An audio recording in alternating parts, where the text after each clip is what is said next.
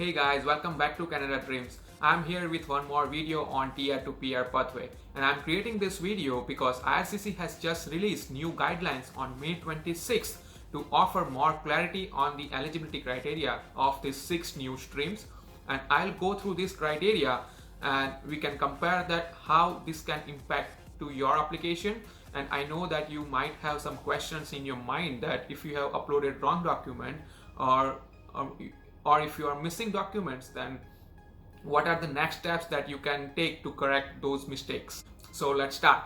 So we know that there was 90,000 quota with combining international student graduates and essential worker for this new stream, and for the 40,000 international student graduates intakes were full in just one day, but the other essential worker stream, which is combining 50,000 quota, it's not full yet. It's just over 12,000. So if you are eligible, then there is still chance to apply in one of this essential worker stream, and I have made a couple of videos on that about the documents requirement and how you can apply and how to fill out your documents and everything. So please check out these videos, and the links are in the description box below.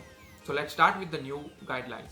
So these new guidelines are to help IRCC staff to assess your applications, and Immigration Minister said that they have now opened to assess the application, and the guideline states that all applicants must meet these criteria in order to be approved for any of the 6 streams.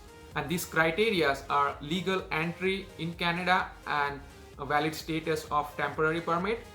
Number 2 is your educational requirement. Number 3 is your current employment. Number 4 is your language requirement. Number 5 is qualifying work experience if you are eligible for the essential worker stream. And number 6, your intention to live outside of the Quebec. So let's start with legal entry in Canada and residing in Canada on temporary resident status.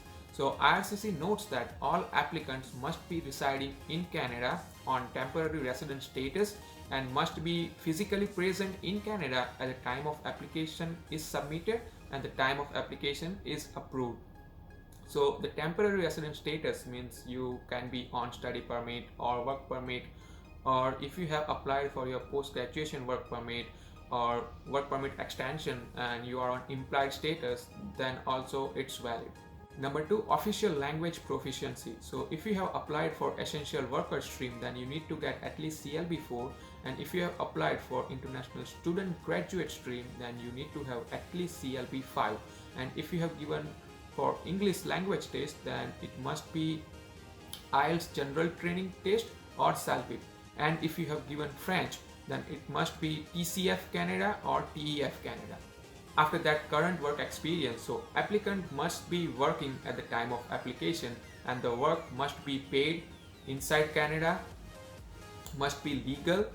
And what does the term define as currently employed? That you must be employed at the time of application, but for some reason if you are not working after that, then that is fine, because the term saying that you must be employed at the time of application is received. So applicants do not need to remain working at the time of application is processing, and the work experience, the current employment must be part-time or full-time. After that, intend to reside outside of Quebec, and how you can prove that, either if you have studied outside of Quebec, or if you are working outside of Quebec, or if you are intending to live outside of Quebec by letter of explanation, or if you are providing the lease agreement or current employment which is outside of Quebec, you can prove this intention of living Quebec by these documents. After that, qualifying work experience, and this applies to only essential worker stream category. So if you have work experience in essential category, then it must be in one of the NOC that are listed, and it must be for at least 12 months, and your work experience should be at least for 1560 hours within last 3 years. And last is for educational requirements, and this applies to international student graduate stream. I'm gonna read the criteria exactly. That the program of study was completed on Canadian designated learning institution. The applicant completed the program at Canadian DLI no earlier than January 2017. The applicant must have had study permit while enrolled at any DLI, the applicant receive an eligible credential like a degree, diploma or certificate, and one or more credential will be accepted if combined study in Canada equivalent to 2 years. So these were some must criteria that you need to satisfy in order to be eligible for any of the stream. And if you are not eligible, or if you have not satisfied any of these criteria or one of these criteria, then your application might get rejected. But if you meet the criteria but you have missed to upload some of the documents, or you have uploaded the wrong documents, then what will happen? So in that case, there might be a chance that when IRCC is assessing your application, you might get notification when they are doing that completeness check that you are missing these documents and please provide this document by this date.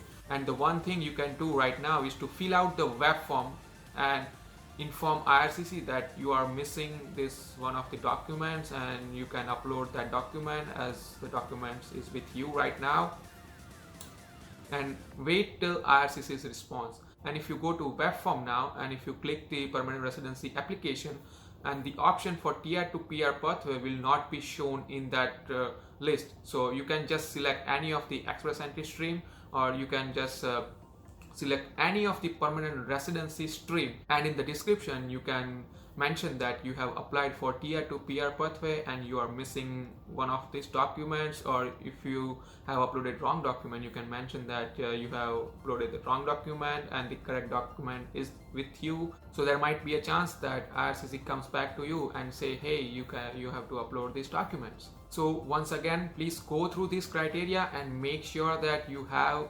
uploaded the correct document and you meet this criteria. And if you haven't meet the criteria and if you have uploaded the wrong document, then please fill out the web form right now. And if you are eligible for one of the essential worker stream, then gather all the documents and apply as soon as possible. You can also find all the required links in the description box below. I hope you get some valuable information through this video, and thank you so much for watching the video, and please subscribe my channel and stay tuned for upcoming videos.